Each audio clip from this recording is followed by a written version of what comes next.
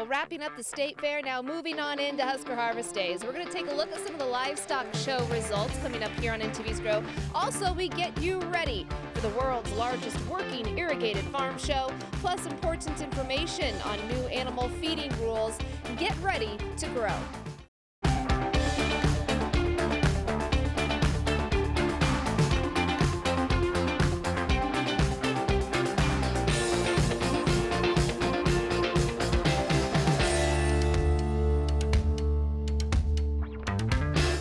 New livestock feed regulations on the way. Livestock producers may want to plan now.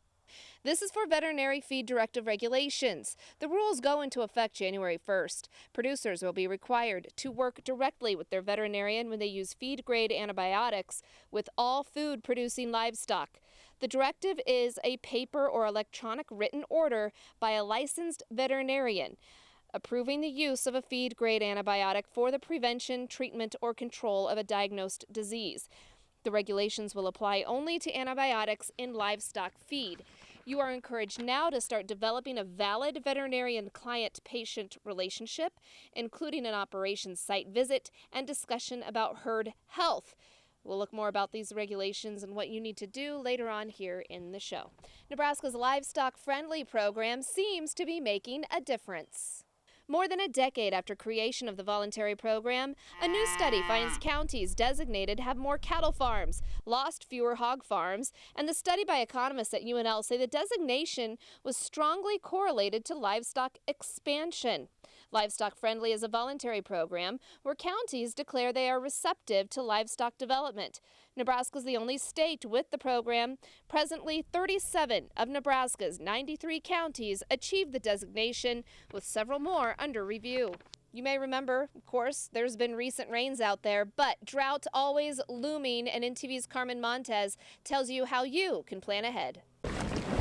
Experts say Nebraska experiences drought on average once every 7 years, creating challenges for farmers feeding their cattle. We have to think about forage in our pastures. We have to think about feeding those animals all year long. With some areas of Nebraska in severe drought, extension educators say cattle producers need a plan, minimizing the negative impact on grazed forage and keeping productive cows, all while staying profitable. Those pastures get overgrazed, okay?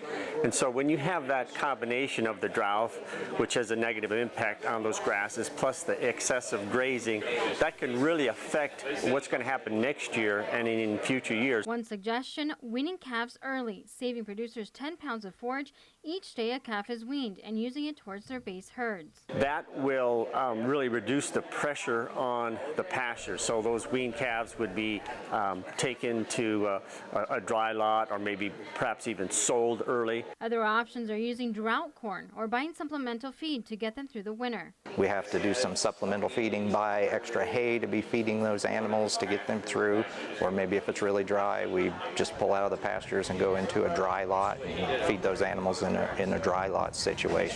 Making sure to look out for other pesky problems that come with drought, grasshoppers and weeds. What that does basically is weaken the perennial grasses that are out there, and it allows some of these weedy species to really thrive. This area was hit hard by recent rains, getting more in one day than they had all summer, but the damage from the drought has been done, and it could stretch into next year.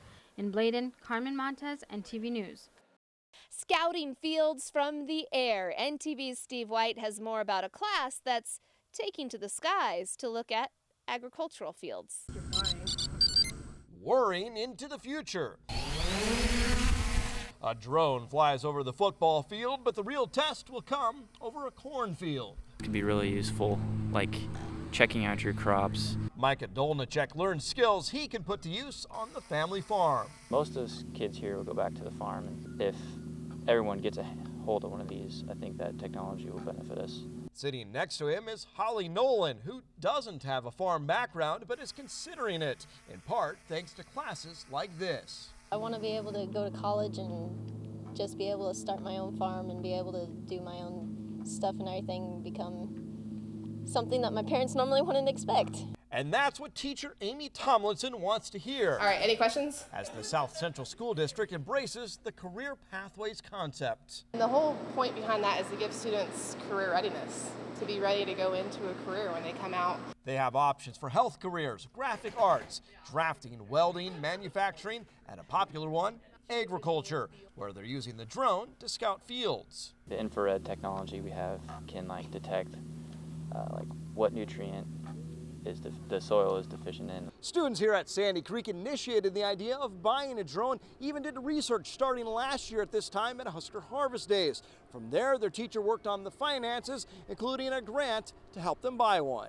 And I was like, okay, let's find the funding. How can we fund this? And actually the student that really did a lot of research is at UNL now, and he wants to utilize drone technology. Kids can earn 12 college credits at no cost, and that could help them land a job in the future.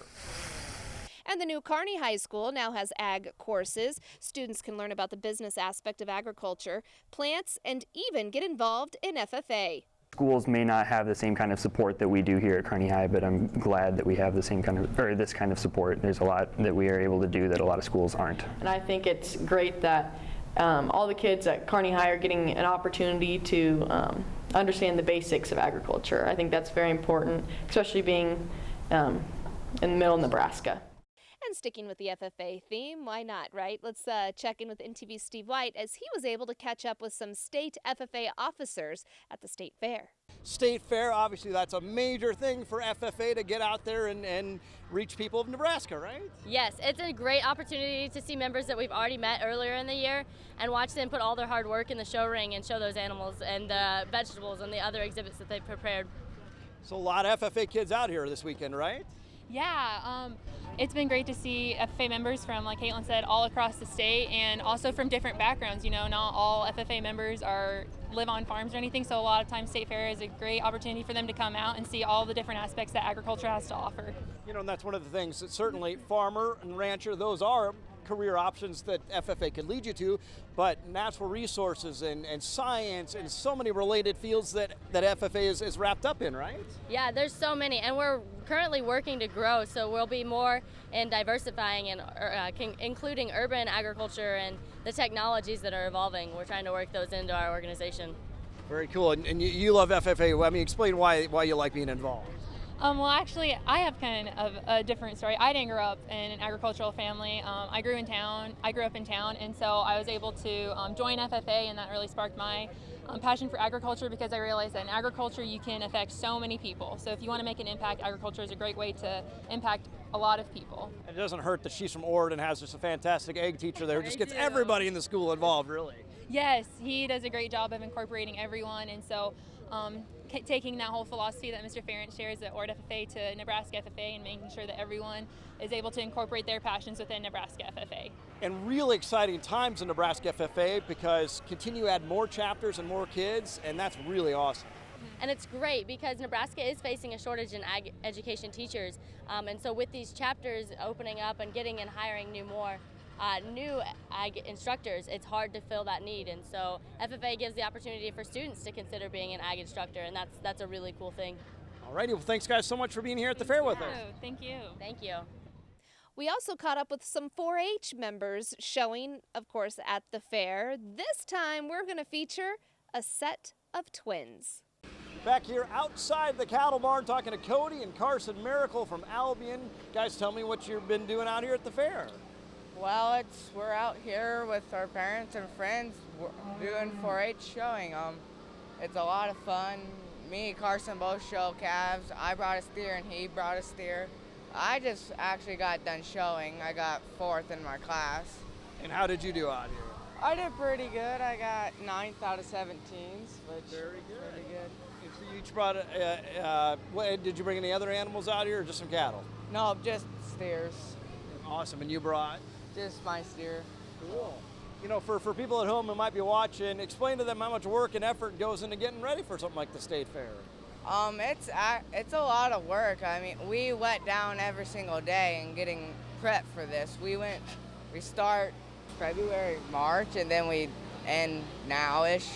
And if you want to, you can show year round. It's just, and you get a new calf you could get it the day after the final show of the year. So yeah, what do you think are the benefits of showing livestock?